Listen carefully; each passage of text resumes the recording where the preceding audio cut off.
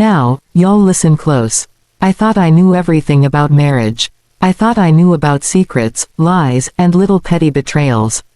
But I promise you, nothing, and I mean nothing, prepares you for the day you open your husband's browser history and find a search query that reads, affordable, discreet, no trace disappearance services.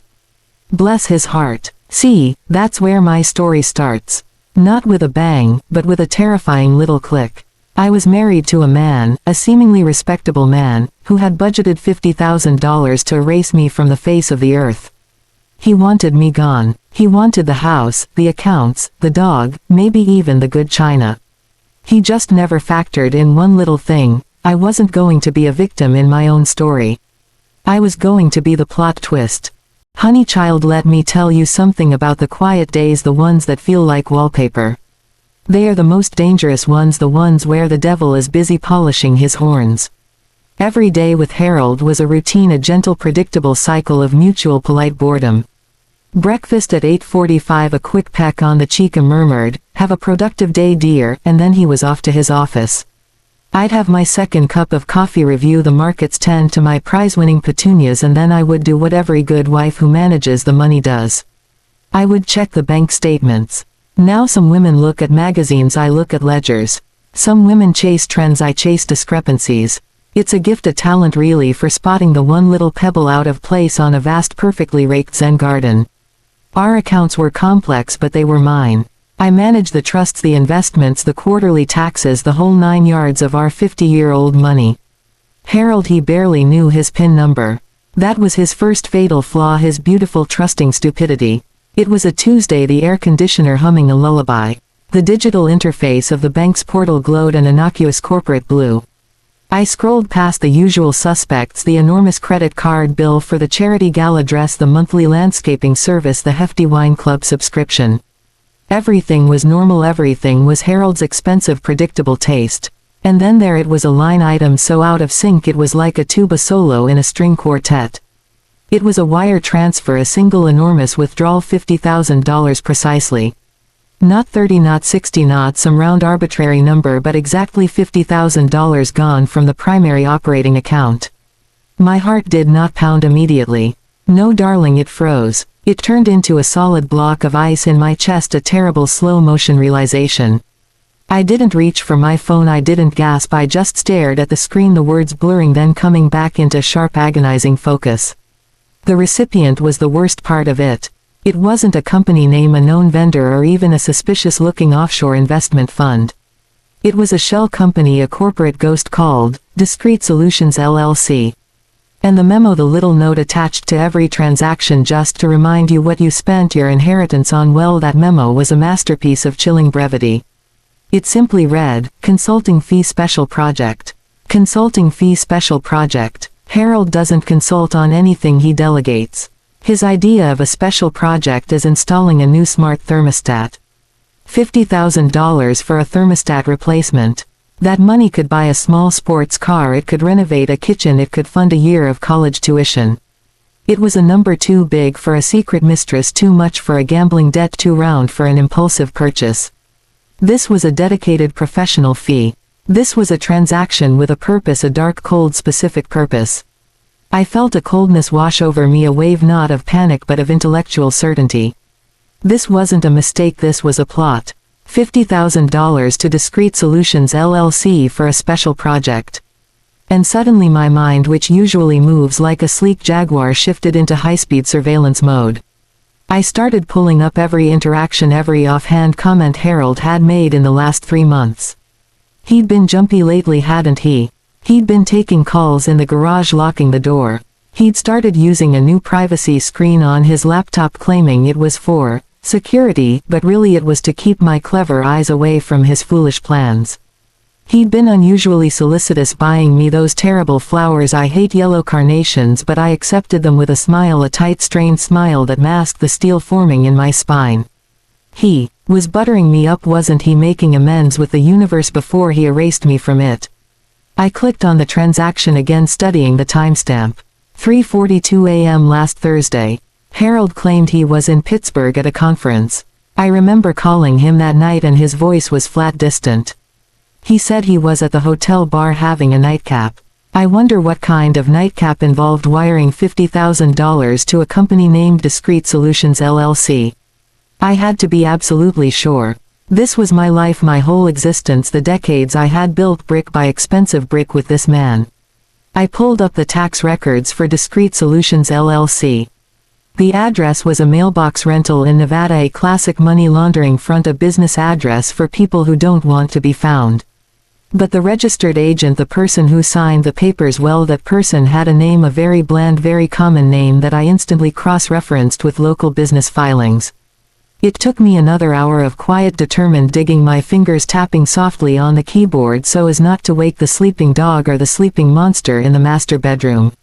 That agent had a secondary business registration, a private security firm, and that security firm specialized in what they delicately called asset recovery and sensitive personal logistics. That is code honey for making problems go away permanently, efficiently, professionally. The shock had worn off, now replaced by a chilling clarity.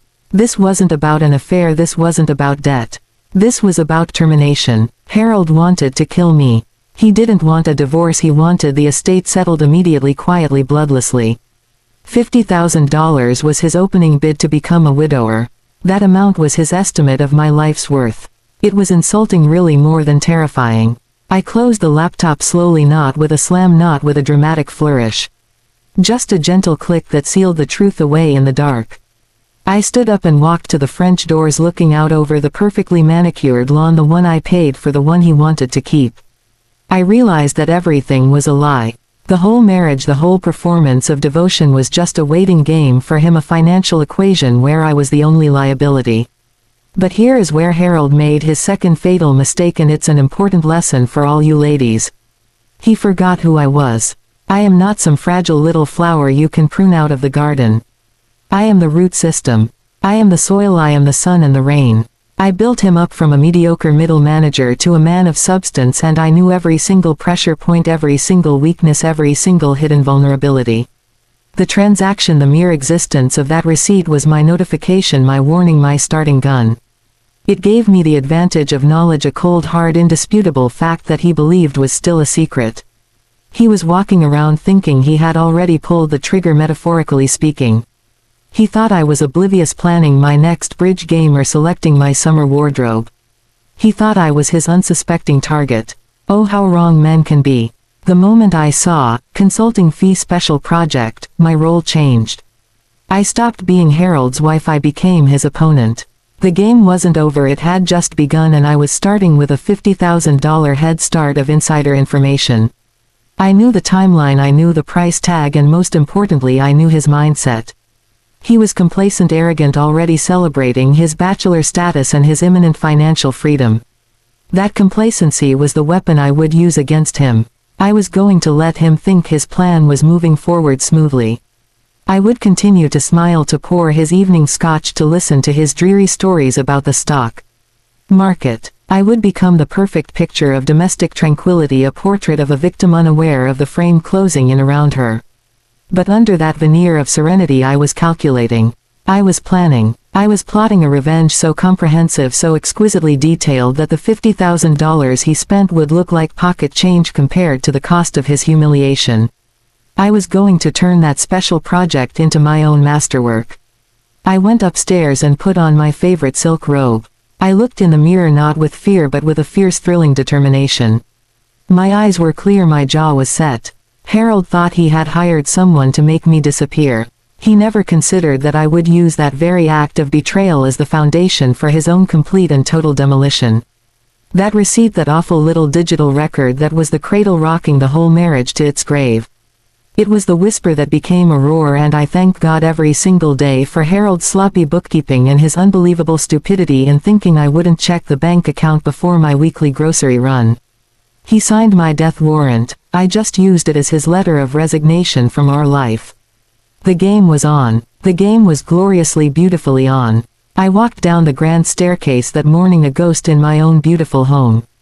The sun was streaming through the mullioned windows, touching the worn oriental rug in the exact same spot it had for 20 years. But everything was different. The silence was thick, heavy-weighted with the knowledge I possessed the secret I carried like a vial of powerful slow-acting poison.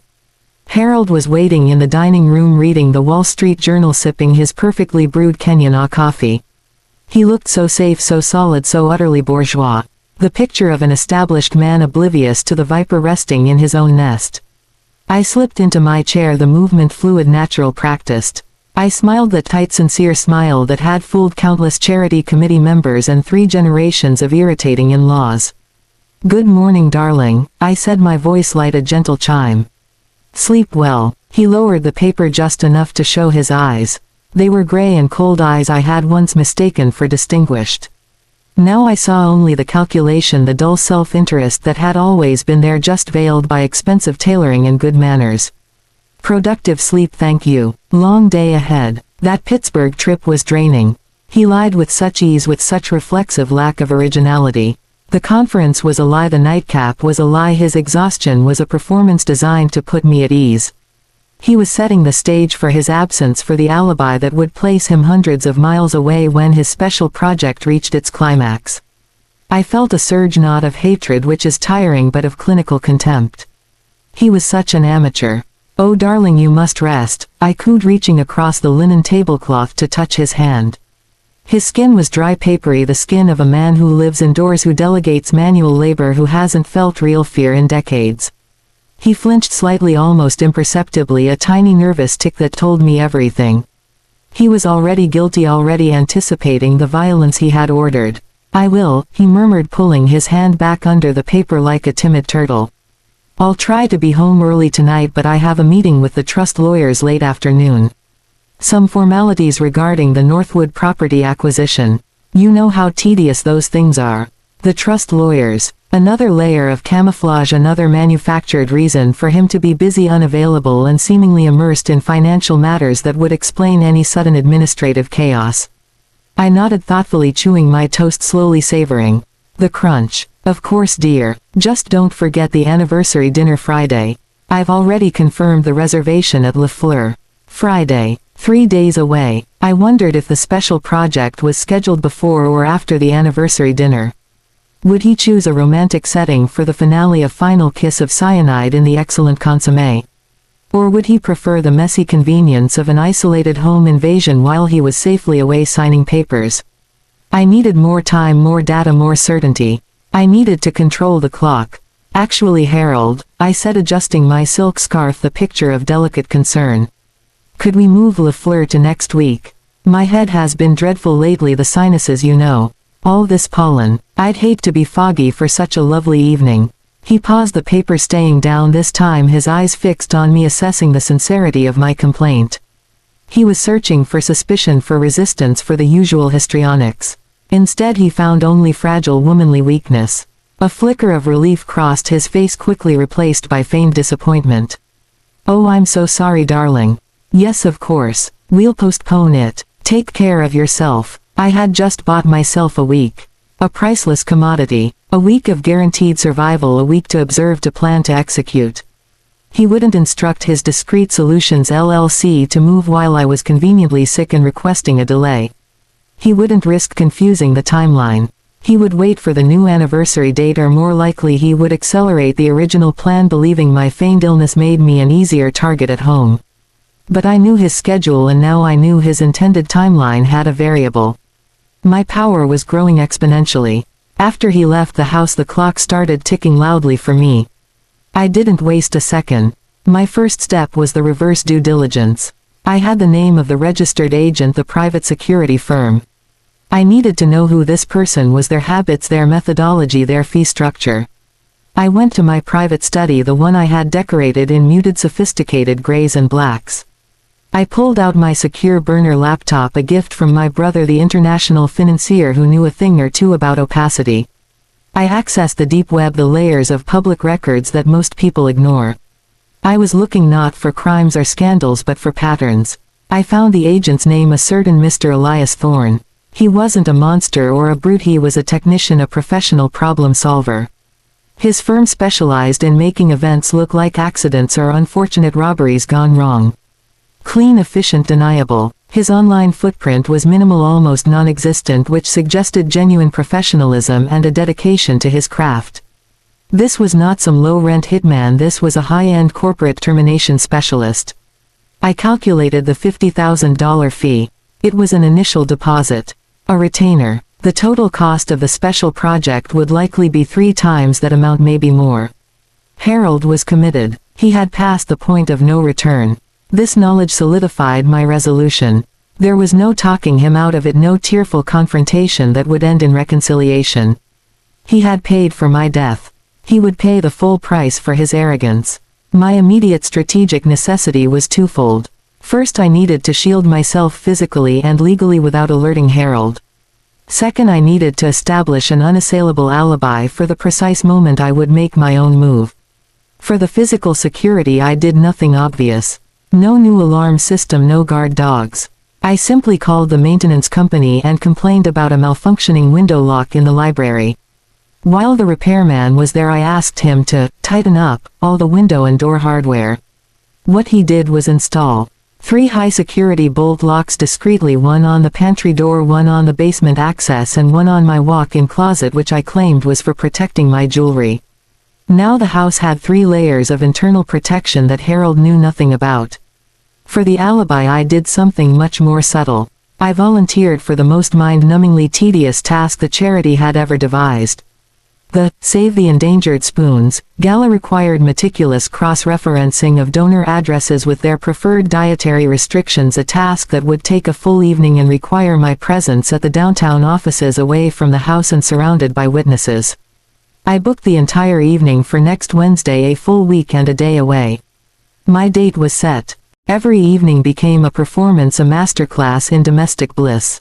I cooked Harold his favorite meals, I listened to his inane work anecdotes, I complimented his choice of ties. I even initiated intimacy, a final act of deceptive wifely devotion that chilled me to the bone. It was vital that he believe everything was normal, better than normal, that I was happy, pliable, unsuspecting. The more secure he felt, the sloppier his operational security would become, the more he would relax, the easier he would be to trap. I also began the slow, deliberate process of documenting his life. Not his secrets, everyone has those. But his legitimate vulnerabilities, his business dealings, his tax history, his careless emails, his casual contempt for his partners. Harold was wealthy, but he was not clean. He cut corners, he cheated suppliers, he leveraged his position ruthlessly. All of this was stored meticulously on my encrypted drive labeled Petunia Photos, a file that contained a lifetime of dirt on his character and his business. The real target wasn't Mr. Thorne, the professional hitman. The real target was the wire transfer itself. It was the only hard, undeniable link between Harold and the intent to commit murder. Without that record, Harold could claim anything, a loan, a bad investment, a corporate oversight. With it, he was a murderer in waiting. I decided my first public action would be a preemptive strike on that single damning piece of evidence. I couldn't delete it, that would look suspicious. I had to bury it, to disguise it, to transform it into something innocent, something boring, something totally unremarkable. I logged into the bank system again using the corporate credentials only I knew. I initiated a series of small, innocuous transfers to various long-dormant charitable foundations and maintenance accounts. I then created a large, legitimate-looking invoice from a real, though currently inactive, architectural firm we had used years ago for a non-existent feasibility study for the Northwood property. I edited the original $50,000 transaction, rerouting it through 3 different shell accounts I secretly controlled before sending the money back to the bank's main holding account, minus a small wire transfer fee. The description of the original wire was not deleted. It was simply overwritten with a new one: architectural study retainer payment, Northwood.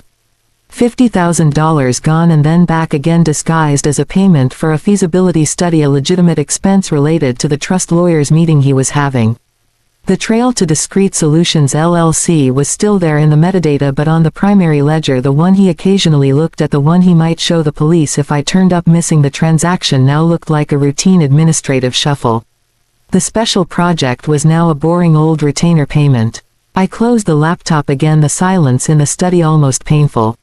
I had just taken Harold's gun and traded it for a feather duster. He would look at the account tomorrow, see the Northwood payment, and feel satisfied that his financial alibi was robust. He would never dream that his meticulously plotted murder attempt was now recorded in the bank's system as merely a payment for an architectural survey of a property he owned. My move was complete. The game was truly on. He was playing chess, I was playing three-dimensional poker. And I had all the aces. My heart was finally beating again, a slow steady rhythm of patient anticipation. Harold returned that evening, a little spring in his step, a barely concealed swagger. He had checked the accounts naturally, and the $50,000 was sitting precisely where it should be, recorded as a boring, tedious line item, a Northwood feasibility payment. The evidence of his treachery was neutralized, disguised as financial bureaucracy.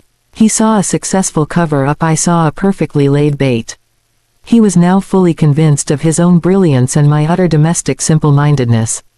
This dangerous complacency was my greatest asset, my shield and my weapon. I served him a perfectly roasted lamb, demanding nothing but gentle conversation about the dreadful state of the city council's zoning proposals. Every word I spoke was measured, every glance was guileless. I was not just acting the role of the perfect wife, I was embodying the illusion he needed to survive, the illusion of his world's stability. I noticed the small details. He was checking his phone more often, a nervous habit he reserved for major deals or significant planning. He was communicating with Mr. Thorne. I knew they were discussing the accelerated timeline, maybe scheduling the event for early next week before the postponed anniversary dinner. He felt the need to execute quickly now that I was fragile and homebound, a woman with sinus troubles, easily subdued. I spent the next 3 days in hypervigilance, observing every delivery, every parked van, every unfamiliar face on our street. I documented everything. The blue sedan that slowed down twice a day at 11:30 a.m. The service truck idling near the corner on Tuesday morning. I built a comprehensive file on the professional courtesy being extended to me by Discrete Solutions LLC. They were casing the house, establishing patterns, calculating entry and exit points. They were good, I granted them that. No clumsy attempts, no overt threats, just quiet information gathering. But they were looking for a victim and a valuable target. They were not looking for an architect of revenge. My plan for Mr. Elias Thorne was simple, brutal, and entirely legal. I would not touch him myself. I would simply ensure that when he arrived to perform his special project, he would encounter a set of circumstances that implicated Harold beyond any doubt. The wire transfer was buried, but the intent remained. I needed physical proof linking Harold's personal possessions to the execution of the crime. I focused on the details of the attack. Thorne would use a weapon that couldn't be traced to him, a kitchen knife, a blunt object, a fireplace poker. He would stage a robbery, messy, brutal, but ultimately sterile in terms of forensics, that led back to his firm. I chose the fireplace poker. It was heavy iron, unforgiving. It carried Harold's specific DNA from countless evenings of tending the fire. I needed to make the poker look like the weapon used against me, but I needed it to be found near Harold's body. The paradox was challenging but solvable. On Tuesday night, while Harold was deeply asleep after a bottle of expensive Bordeaux and a generous dose of my carefully administered sleep aid, I began my physical preparation. I went to the library where the poker usually stood sentinel by the hearth. I took it to the basement where I had a small private workshop he never entered. I meticulously cleaned the entire length of the iron using industrial alcohol, stripping away all fingerprints, all trace evidence, mine and Harold's alike. Then I carefully reapplied Harold's prints, and only Harold's prints, using a method I had learned years ago studying police procedurals in the name of novel research. A dab of mineral oil, a thin film of dust from his favorite armchair, a careful press, a perfect impression. I returned the poker, placing it slightly awkwardly leaning against the marble hearth as if it had been knocked over in a struggle. Next I focused on the murder weapon that would actually be used. It wouldn't be the poker. It would be something disposable, undetectable. I chose a large antique ornamental copper vase kept on a high shelf in the drawing room. It was heavy, fragile, and utterly untraceable as a murder weapon. I would use it once, then smash it on the floor, making the attack look desperate and chaotic. The entire choreography of the next night, my grand performance, was now detailed down to the second. I would leave for the charity event at 6:30 p.m., arriving at the downtown office by 7 p.m. I would be seen, I would be photographed, I would talk to dozens of witnesses about dietary restrictions and endangered spoons. I would establish an ironclad alibi from 7 until at least 10 p.m. Harold was scheduled to be home around 7:30 p.m. having finished his bogus meeting with the trust lawyers. He would expect an empty house, a quiet evening, a chance to prepare whatever final details he felt necessary for the operation's launch. Mr. Thorne would be watching the house, waiting for the signal for the optimal window, perhaps late in the evening between 11 p.m. and 1 a.m. He would not expect the client himself to be present during the infiltration. This was the critical flaw in Harold's plan and the center of mine. Harold was paying for a clean break, a staged event while he was away. I was giving him a staged event while he was home. I needed to lure Thorne in early, right when Harold was alone and settling in. I decided to manufacture a signal. At 6:35 p.m., 5 minutes after my supposed departure, I would call the house phone, a routine check-in call with a message on the answering machine saying, "Darling, I left my purse. I'll just be a minute turning around. Don't worry about dinner." I would hang up immediately. This would indicate to Thorne that the target was still close, perhaps returning briefly, perhaps distracting the security team. It would be the perfect moment of chaotic opportunity, the professional killer's dream. An unexpected interruption demanding immediate aggressive action. The physical details of my costume were also crucial. I chose a dress in a striking deep sapphire blue silk. I selected shoes with distinct rubber soles, new ones that would leave no historical dust or debris, but a single perfect print on the newly cleaned basement floor if I needed it. I packaged a change of clothes, a neutral gray suit and flats, in a small gym bag, placing it in the trunk of my car for a later switch. The woman who arrived at the charity event would not be the same woman who left the house. The final piece was the internal justification, the moral architecture that supported this terrible act. It was not revenge, I told myself. Revenge is emotional, chaotic, satisfying. This was just a surgical, necessary restorative. Harold had initiated the destruction of our marriage, of my life, of my future. He had committed the ultimate transgression, paying money to erase my existence. He had made me his judge and his executor. I was simply upholding the natural law of consequence. If you plot murder, you forfeit your own right to life. There was no hesitation now, no doubt, no fear, only the cold, beautiful clarity of purpose. I was not afraid of what I was about to do. I was only afraid of failing to do it perfectly. That final morning before the charity event was the calmest I had known in years. I watched Harold eat his breakfast again, reading his paper again, lying again. He seemed lighter, almost giddy. His eyes held a specific excited coldness, the look of a predator who has successfully cornered his prey. He was so happy in his delusion, so comfortable in his role as the wealthy, indifferent husband. "I wish you didn't have to go tonight, darling," he said, folding the paper with a definitive snap. "Those charity things are always so dreadfully tedious. Still, good work you do." I smiled sweetly, standing up to kiss his cheek, a kiss that tasted like ash and iron. Necessary. Evil, my love. I'll be back late. Don't wait up." I walked away from the breakfast table, not the wife who had endured 20 years of polite neglect, but the woman who had spent 5 days mapping her husband's demise. The entire house was silent, waiting. The poker rested by the hearth, a perfect piece of false evidence. The vase was ready on the shelf. My car keys were in my hand. I was not leaving my home. I was leaving the scene of a crime yet to be committed, a crime that would soon have a very different victim than the one Harold had planned. The door closed quietly behind me. The trap was sprung. The final act was ready to begin. My heart beat steady and slow, a drum rhythm for the inevitable. The drive downtown was a blur of calculated movements and precise timing. My hands were steady on the wheel, the sapphire silk of my dress shimmering slightly under the streetlights. I pulled up to the charity office precisely at 6:50 p.m., 20 minutes before Harold was due home. I entered the building, exchanged cheerful greetings with the night security guard, and went straight to the volunteer coordination room on the 3rd floor. I made sure to be seen. I made sure to leave an impression of cheerful exhaustion. I set up my laptop, spreading out printouts of the donor lists, the endless matrices of names and dietary restrictions. The room was bustling with 10 other volunteers, all witnesses to my diligent presence. At 6:35 p.m. I executed the signal. I excused myself to make a quick call to Harold. I walked down the hall to the water cooler, where I had some minimal privacy but was still visible to 2 volunteers. I dialed the house phone and let it ring precisely 3 times before hanging up. I immediately called back, letting the machine pick up. Darling, I left my favorite clutch in the dressing room. I'll just be a minute turning around. Don't worry about dinner, I whispered into the phone, my voice laced with the hurried sweetness of a forgetful wife. I hung up immediately, checking my watch. The time was locked in stone, 6:37 p.m. The message had been delivered, a perfect audio clue creating a window of chaotic opportunity. Thorne would have heard it, or his surveillance team would have reported it. He would assume I was returning momentarily, creating the perfect high-pressure scenario for an early entry. I returned to the room and dove into the work spreadsheets and columns of data demanding my full attention. I worked with relentless focus until 7:15 p.m.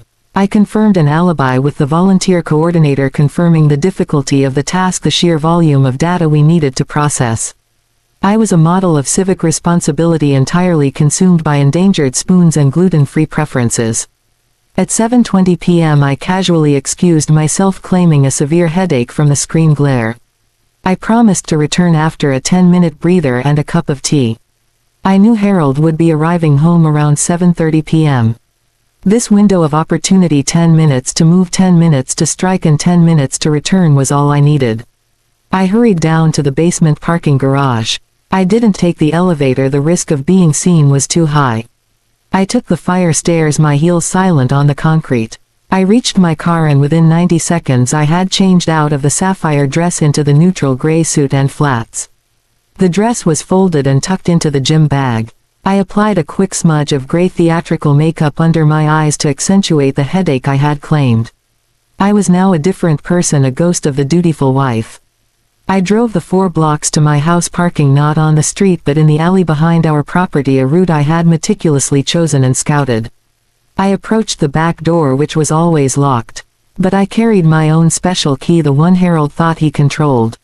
I unlocked the pantry door, the first layer of my internal security. I slipped into the silent kitchen exactly at 7:32 p.m. The house was dark, quiet. Harold should have been home already or pulling into the driveway. I moved quickly through the kitchen to the hall, the air heavy with an unnatural stillness. I saw the shadow first, a movement near the library door. Thorne was inside. He had used the opportunity. I moved silently to the library doorway.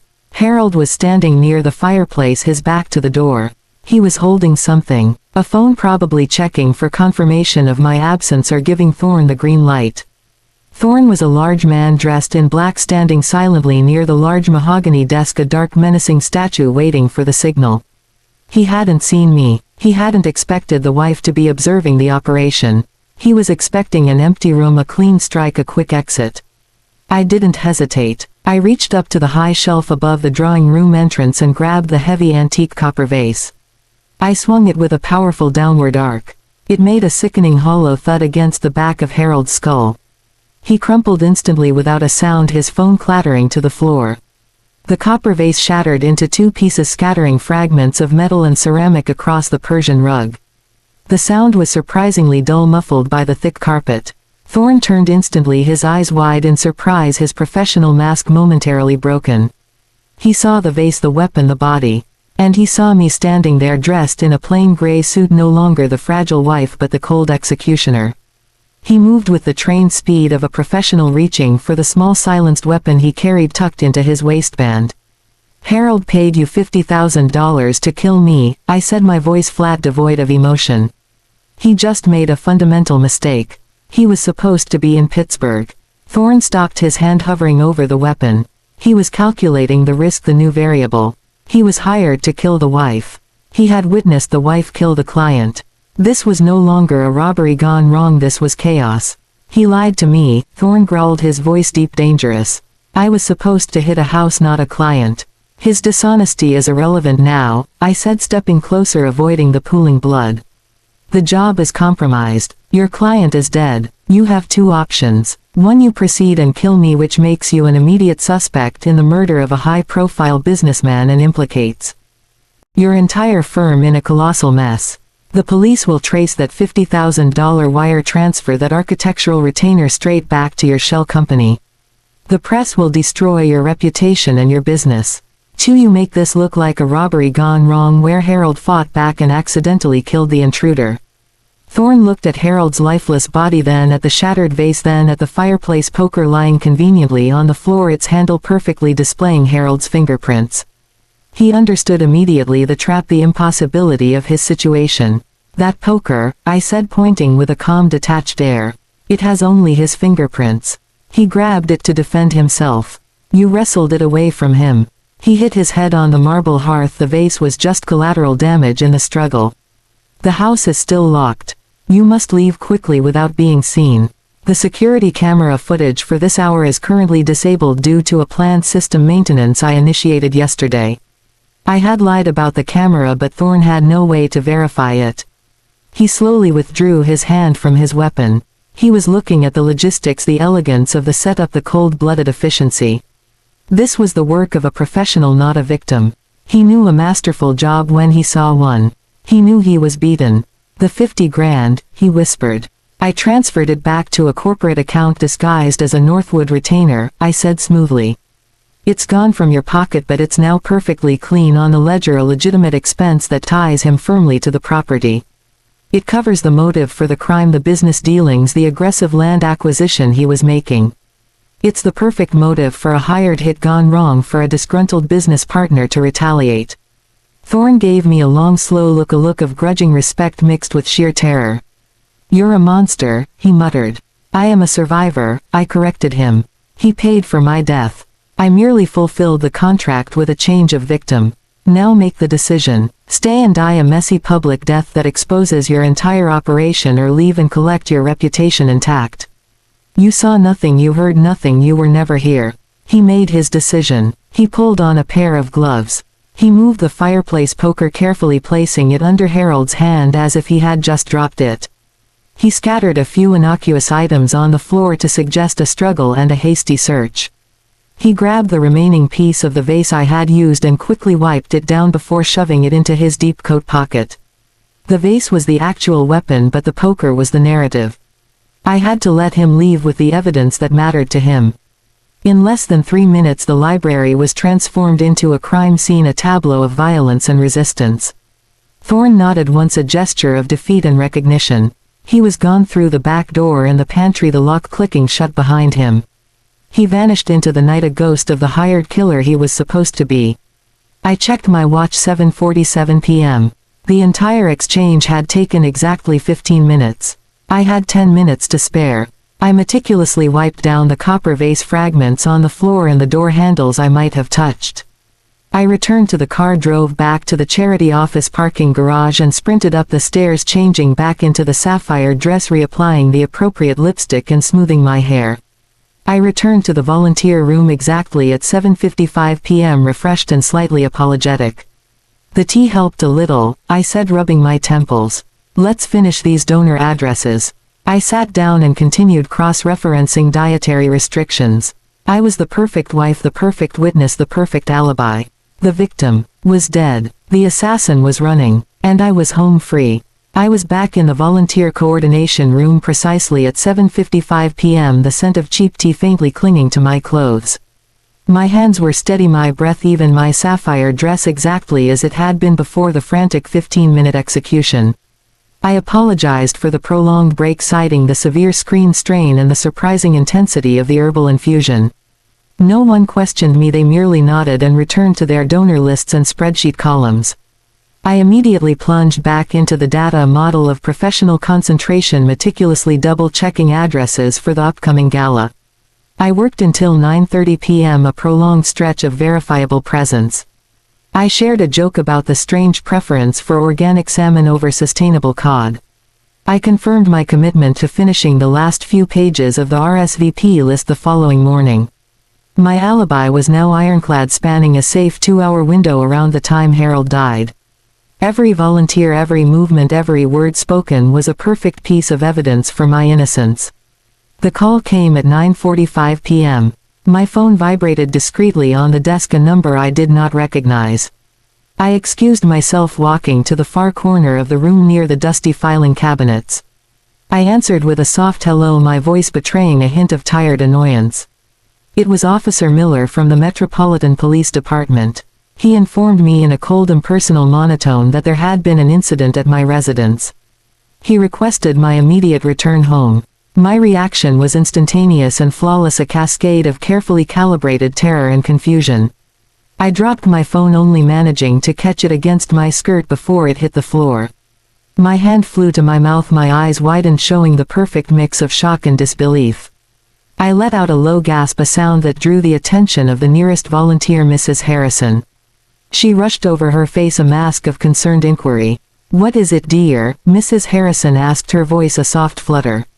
"The police," I whispered, my voice trembling with artificial horror. "Something has happened at the house. I must go now." I did not explain further, allowing the ambiguity and the visual panic to create maximum impact. Mrs. Harrison immediately took charge. She gathered my scattered papers and promised to inform the coordinator.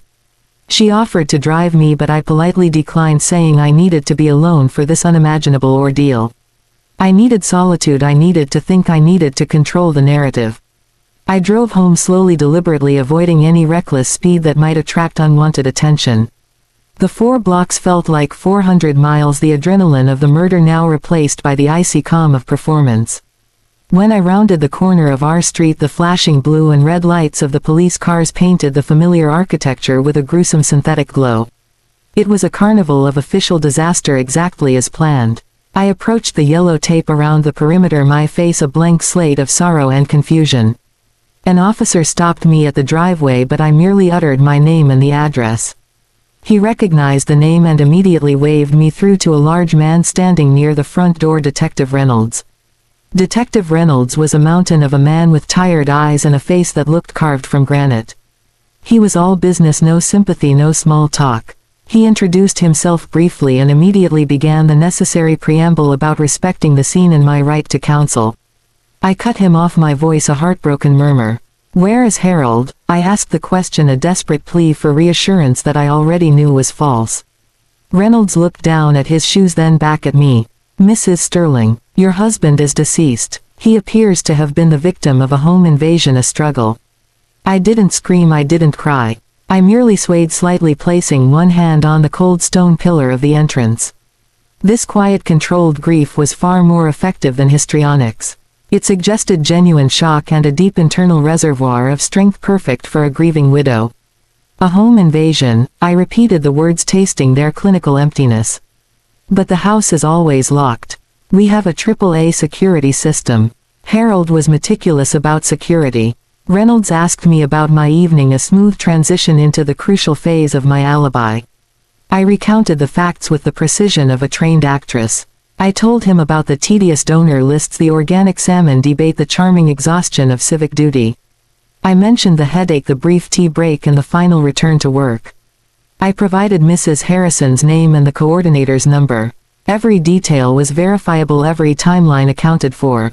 I made sure to mention the phone call, the one where I had accidentally hung up and then left the message on the machine. "I called him around 6:37, I think," I said softly. I told him I'd forgotten my little clutch bag at the venue and was just turning back quickly to grab it. I didn't want him to worry about dinner. This single detail was gold. It explained why Harold was home so early. He was waiting for my unexpected return. It provided a perfect narrative hook for the intruder, the sudden opportunity of a briefly distracted homeowner. It suggested chaos, not planning. Reynolds asked if anything appeared missing from the house. I shook my head slowly, my eyes fixed on the distant yellow tape. "I can't say for sure. I only just arrived. But Harold had a small safe in the library.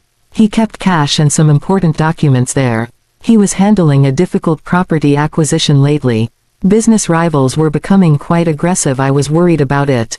I had introduced the legitimate motive, the business risk, the aggressive land deal. I had successfully steered the investigation away from the personal and into the world of high-stakes corporate espionage and robbery. I had directed their focus to the safe, which Thorne would have inevitably searched or appeared to search to maintain the fiction of the home invasion. The next 2 days were a blur of police interviews and forced empathy. I maintained the facade of the grieving but resilient widow perfectly. I answered every question with directness and apparent honesty. I cried appropriately during the funeral arrangements, not hysterically but with the quiet dignity of a woman mourning a profound loss. I thought about Thorne constantly, the ghost I had created and dismissed. I knew he was professional enough to vanish completely, to never contact me again. The transaction was complete, the job was compromised, and he had saved his own life and reputation by following my impromptu instructions. He had become my unwitting accomplice, my cleanup crew. The $50,000 transferred back into the Northwood retainer account was now a perfect piece of forensic accounting, tying Harold to a risky business deal, not an illicit murder plot. That money was the fuel for the police narrative, the clear motive for a professional hit gone wrong, a targeted intimidation that escalated into fatal violence. I waited for the first sign of doubt from Reynolds or his team, the first deviation from the established narrative. It never came. The official cause of death was confirmed as blunt force trauma consistent with a struggle. The lack of forced entry pointed towards the possibility of Harold letting the intruder in, which I countered with the probability of a sophisticated lock-picking job related to the high-level business threats he faced. I suggested the perp was likely casing the house for weeks. The missing wallet and the ransacked safe added credibility to the robbery motive. Everything fit the narrative I had constructed in the few seconds after the copper vase connected with Harold's skull. One evening 3 days after the event, I was sitting alone in the library, the scene now clean, sterilized, the bloodstains removed from the rich Persian carpet. I sat in Harold's favorite armchair, a glass of expensive brandy in my hand. I stared at the faint smudge on the marble hearth where Harold's head had fallen. The realization washed over me, a quiet tide of absolute freedom. I was free from the suffocating routine of Harold's control, the endless demands, the petty tyrannies of a wealthy and secure man. I was free from the constant performance of the perfect wife, the dutiful companion. I was free from the fear that he would eventually discover my own carefully hidden life, my own separate accounts, my own secret ambitions.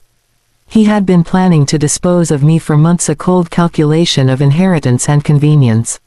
I had simply moved faster. I had anticipated his move and countered with lethal speed. My future was now an open horizon, a vast empty space waiting to be filled. I had the inheritance, the security, the respect of the community. I had turned a contract hit into a perfect tragedy. The police were looking for an aggressive business rival or a desperate burglar. They were looking for a motive in Harold's external world, not in his marriage. They were looking for a man when they should have been looking for a woman who knew exactly where to find a heavy object and how to use it. I took a slow sip of the brandy, letting the warmth spread through my chest. The guilt was non-existent, a hollow space where emotion should have resided. There was only a profound sense of satisfaction, the quiet triumph of perfect execution. Thorne would disappear into the shadows, he was too smart to surface. Harold was reduced to a police file, a tragic casualty of his own avarice. I was the grieving widow, the sympathetic victim, the sole beneficiary of a perfectly timed catastrophe. My new life had begun in the silence of that library, and I intended to live it with the same precision and commitment to detail that had secured my freedom. The performance was over, the applause was deafening, and the curtain was finally closing on the past. I was alone, I was safe, and I was rich. I looked out the window at the quiet street, the city lights twinkling, a distant promise. My world was remade, and it was beautiful. I finished the brandy and stood up, turning off the light, leaving the library in darkness, a permanent monument to my liberation. The funeral was a spectacular display of calculated sorrow. I chose a dress of deep muted charcoal, a shade that conveyed profound loss without inviting pity. I stood at the graveside, accepting the soft touches and whispered condolences of Harold's colleagues and our mutual friends. Every tear was precisely placed, every tremor in my voice perfectly controlled. I was the center of attention, the embodiment of tragic endurance. The eulogy I gave was brief and emotionally resonant, praising his business acumen and his sometimes clumsy attempts at affection. It painted him as a flawed but ultimately good man, a victim of the cruel randomness of fate. This public narrative solidified my position as the innocent party, the wronged survivor. The insurance payout was massive, a comfort in my darkest hour, as the newspapers described it. The house was now mine, completely free of his oppressive presence. The foundation his company had built for me was vast and secure, a fortress of legal and financial immunity. Thorne's disappearance only served to bolster the police theory, a hired killer who failed to collect, or perhaps a burglar who fled the state after realizing his crime's gravity. I never worried about Thorne. I knew I had given him a better option than death or prison. Professionals always choose survival. He was a loose thread I had tied into the perfect knot. I spent the next few weeks managing the estate, signing documents and meeting with lawyers. Each signature felt like a step further away from the suffocating history of my marriage. I sold off a few of Harold's less appealing assets, his collection of taxidermy trophies and his hideous modern art. I replaced them with books and plants, things that breathed life into the stale corners of the house. I changed the security codes, the key configuration and the staff. Every layer of Harold's control was dismantled piece by piece. My old life, the wife, was officially dead and buried alongside the husband. My new life, the independent, powerful woman, was beginning to stretch its legs. The final act of liberation was closing the account Harold had opened for me years ago, the one he monitored to track my spending and control my existence. I opened a new private account under my maiden name, a name that felt unfamiliar and exhilarating. The funds from the insurance and the estate were transferred into it, a perfect reservoir of self-determination. I was no longer dependent on his mercy or his money. I was beholden to no one. I smiled for the first time in months, a genuine cold smile that felt like sunlight on ice. I knew then that the greatest risks always yield the greatest rewards. I had played the game perfectly. I had won. The silence in the Sterling Manor was a velvet shroud, and I found it infinitely soothing. Harold's absence was not a void, it was an immense clearing of space, a sudden vacuum filled only with my own calm breath. The house, once a gilded cage, now felt like a well-stocked fortress. I moved through the rooms with a new proprietorship, a quiet, measured grace that was impossible when Harold's heavy footsteps echoed nearby. Every object, every piece of inherited furniture, every portrait of a stern-faced ancestor now belonged entirely to me, without debate or supervision. The official period of mourning demanded a certain performance, a secluded grief that was easily maintained in the vastness of the estate. I received flowers and letters of condolence, all of which were sorted by my new efficient assistant Maria. I answered only the most critical calls, my voice modulated to the perfect pitch of weary stoicism. I was a monument to tragic elegance, unbreakable but deeply wounded, a narrative the public loved. My greatest task was navigating the social crucible, the inevitable scrutiny from Harold's powerful friends and the women of my charity board. Mrs. Harrison was my first test. She invited me to a small luncheon a week after the funeral, ostensibly a quiet gathering of support but truly an opportunity to observe my disintegration. I accepted with reluctance, playing the role of the fragile friend needing gentle coaxing. The lunch was held at the exclusive River Club, a place Harold had often taken me, forcing me to endure his self-important pronouncements. I arrived dressed in impeccable black silk, simple, unadorned, and utterly devastating. I spoke little, but when I did, my words were perfect, precise, and without self-pity. Mrs. Harrison watched me across the table, her eyes sharp and assessing like a bird of prey. She probed gently, asking about my sleep, my appetite, my plans for the future. I answered her with the utmost sincerity, expressing gratitude for her concern but emphasizing my duty to Harold's legacy. I mentioned the sheer complexity of his estate, his international holdings, his unexpected venture into Eastern European real estate. I deliberately made his life sound labyrinthine, complex, and dangerous, a perfect breeding ground for assassins and disgruntled partners. Mrs. Harrison nodded, her curiosity satisfied. She concluded that the murder was indeed a business matter, too grand, too complicated for my involvement. Her suspicion, if it ever existed, dissolved into respect for my sudden strength and the formidable size of my inheritance. I passed the test. The social scaffolding of my new life was secure.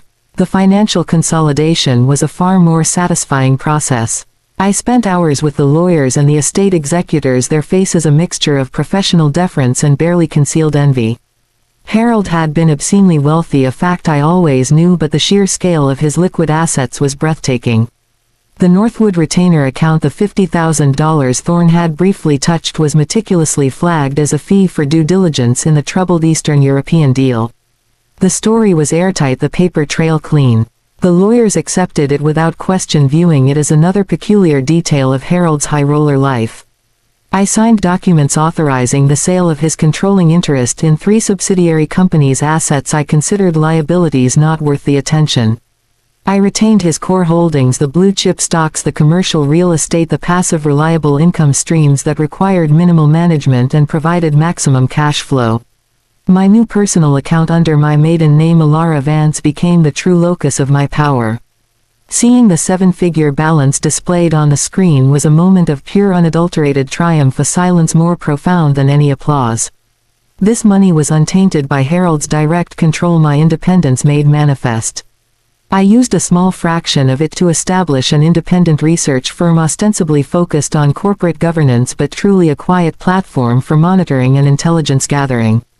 I needed to know everything about my new domain, its threats, its opportunities, its hidden weaknesses. I was no longer merely surviving, I was building an empire on the ruins of my marriage.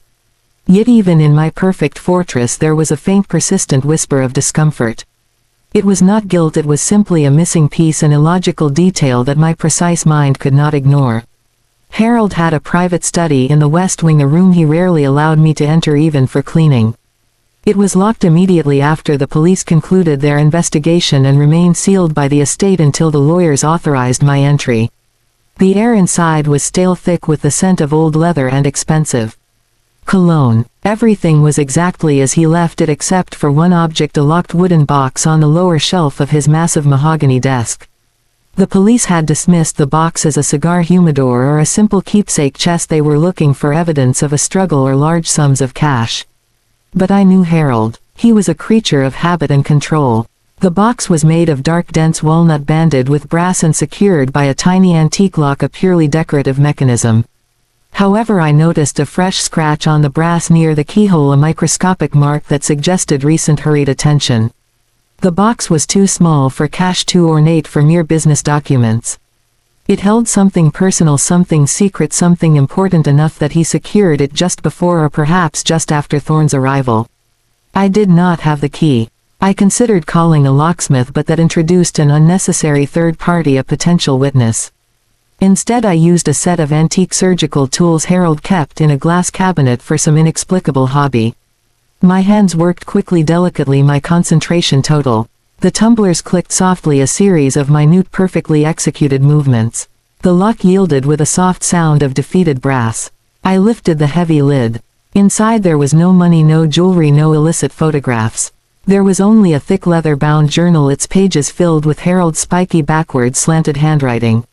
It was not a diary of affairs or business deals. It was a careful, meticulous record of my movements for the past 3 years. Every trip I took, every phone call I made, every conversation I had with Mrs. Harrison, every expenditure, every time I was 5 minutes late for dinner was recorded, dated and annotated with his critical observations. He had been monitoring me, documenting my life, preparing his case against me for the eventual divorce, a preemptive strike to minimize his financial loss and secure his reputation. The final entry, dated the morning of his death, was chillingly brief. It simply read, "Tonight I end it." The phrase hung in the air, a silent accusation, a cold confirmation of my own timing. Harold had not been waiting for me to return home from my forgotten clutch bag. He had been preparing to execute his own plan, perhaps to stage an accident or a disappearance for me. My sudden decision to reverse the hit and handle the disposal myself had been an act of pure survival, not just revenge. I had moved against him an hour before he was ready to move against me. It was a race against time. I did not even know I was running. This knowledge was the last piece of the puzzle, the final emotional and moral justification I needed. I had not murdered an unsuspecting husband.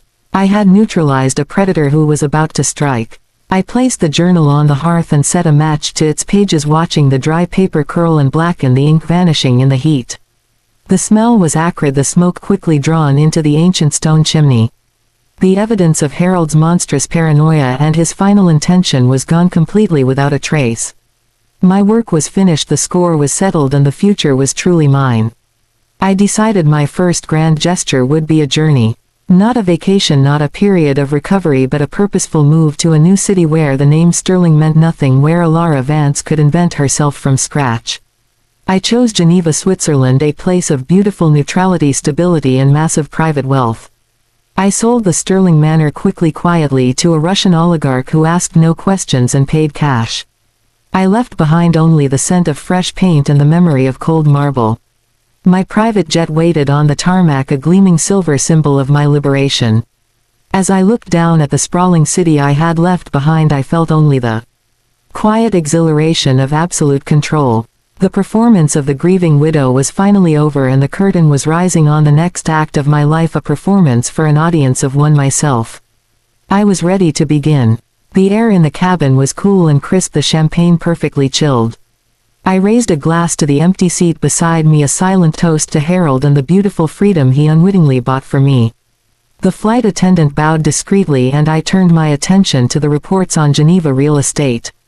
The game was far from over, but for the first time I was the one writing the rules. My new life felt sharp, clean and exhilarating, a future built entirely on my perfect crime.